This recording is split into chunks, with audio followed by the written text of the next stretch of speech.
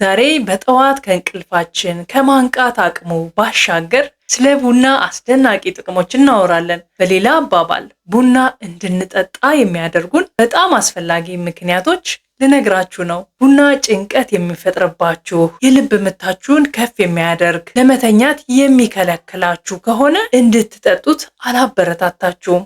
ምክንያቱም ከልክ በላይ ቡና የኮርቲሶል እና የአድሬናሊን ሆርሞን መጠን ከፍ ሊያደርግ ይችላል። ይህን ሁሉ ከግምት ውስጥ በማስገባት ወደ ዋናው ርዕሳችን ንግባ። ታዲያ ለምን ቡና እንድትጠጡ መክራችኋለሁ? የቡና ጥቅሞች ከካፌንና ከእነዚህ ሌሎች ኬሚካሎች የሚመጡ ናቸው።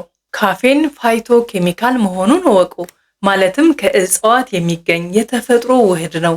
እንደውም ተፈጥሯዊ ጸረ ተባይ ነው። ጥያቄው ግን ጸረ ተባይ እንዴት ለኛ ጠቃሚ ሊሆን ይችላል? አንዳንድ ጊዜ ትንሽ ጭንቀት ሰውነታችን ውስጥ ጥቅም ሊሰጥ ይችላል። ሰውነታችን ራሱን ለመከላከልና ለማጠናከር ያነሳሳዋል ማለት ነው። አብዛኛዎቹ ሰዎች ስለ ቡና የሚያውቁት ጥቅም ካፌን አዲኖሲን የተባለው ውህድ መከልከሉ ነው። አዲኖሲን በተፈጥሮ ሰውነታችን ውስጥ የሚገኝ ኬሚካል ሲሆን ስንደክምና ለመተኛ ስንዘጋጅ መጠኑ ይጨምራል። የእንቅልፍ ስሜት የሚሰጠን እሱ ነው። ካፌን ግን ይህንን አዲኖሲን የሚያደርገውን ተግባር በመከልከል እኛን ያነቃቃልና ንቁ እንድንሆን ያደርጋል። ለዚህ ነው ጠዋት ላይ ቡና ስንጠጣ ከድብርታችን ከእንቅልፋችን የሚያነቃቃ የድካም ስሜታችን የሚያጠፋው። የቡና ጥቅም ከዚህም የበለጠ ነው። አሁን ደግሞ ቡና ሊሰጥ የሚችለውን ሌሎች አስገራሚ ነገሮችን እንመልከት። የአእምሮ ብቃትና ትኩረት። ቡና አእምሮአዊ ብቃትን ይሰጣል። ትኩረት እንድናደርግ ይረዳናል። እንዲያውም በተሻለ ሁኔታ እንድንረዳ ሊያግዘን ይችላል። ብዙ ጥናቶች ይህንን ያሳያሉ። ሁለተኛው የሜታቦሊዝም ፍጥነት ይጨምራል። ቡና የሰውነታችን የሜታቦሊዝም ፍጥነት ያፋጥናል። ካሎሪ በብቃት እንድናቃጥል ይረዳል። ይህም ክብደትን ለመቆጣጠር ለመቀነስ ሊጠቅም ይችላል። ሶስተኛው የደም ስኳር ማስተካከል። የደም ስኳርን ለማስተካከል ይረዳል። በተለይ ቡናው ላይ ቅቤ ከጨመሩ ይህ ድብልቅ ለረጅም ጊዜ ጉልበት ይሰጣል። የደም ስኳር እንዳይለዋወጥ እንዳይዋዥቅ ይረዳል። አራተኛ የአእምሮ በሽታዎችን ለመቀነስ ይጠቅማል። ቡና በመርሳት በሽታ ዲሜንሺያ የመያዝ እድል እንደሚቀንስና ከአልዛይመርስ ጋር የተያያዙ አንዳንድ ምልክቶችን እንደሚቀንስ በቡና ውስጥ ያሉ አንቲ ኦክሲዳንቶችና ሌሎች ውህዶች ለአእምሮ ጤና ጠቃሚ እንደሆኑ መረጃዎች ያሳያሉ። አምስተኛው የሐሞት ከረጢት ጠጠር ለመከላከል። ቡና ለሐሞት ከረጢት ጠጠር የመጋለጥ ስጋትን ሊቀንሱ የሚችሉ አንዳንድ ባህሪያት አሉት። ምክንያቱም የሐሞት ወይንም ባይል ምርትን እና ፍሰትን ይጨምራል። ሐሞት ምግብን ለማዋሃድ የሚረዳ ወሳኝ ፈሳሽ ነው። ስድስተኛ የኩላሊት ጠጠር ለመከላከል። ቡና የኩላሊት ጠጠርን ለመከላከል የሚረዱ ባህሪያት አሉት። ሰባተኛ ጸረ ካንሰር ባህሪያት። ጸረ ካንሰር ባህሪያት እንዳለው የሚያሳዩ መረጃዎች አሉ። ይህም በጣም አስደሳች ነው። ግን ተጨማሪ ቡና መጠጣት ብቻ ካንሰርን አያስወግድም። ይህ ማለት ለካንሰር ተጋላጭነት ሊቀንስ ይችላል እንጂ ሕክምና አይደለም። ስምንተኛ ጸረ ብግነትና ለጉበት ህመም መከላከያነት ያገለግላል። ቡና ጸረ ብግነት ባህሪያትና የጉበት በሽታ መከላከያ ወይንም ሄፓቶ ፕሮቴክሽን ባህሪያት አሉት። ቡና ለጉበታችን ጥሩ ነው ማለት ነው። ዘጠነኛው የማይክሮቢየም ጤና። ቡና ውስጥ የሚገኙ ፖሊፌኖል ማይክሮቢየምን ለመመገብ ይረዳሉ። ማይክሮቢየም በአንጀት ውስጥ የሚገኙ ጠቃሚ ባክቴሪያዎች ማለት ነው። አስረኛ የፖስቸራል ሃይፖቴንሽን ለማስተካከል። ፖስቸራል ሃይፖቴንሽን የሚባል ሁኔታ አለ። ሲቆሙ የደም ግፊቶ ይወርዳል።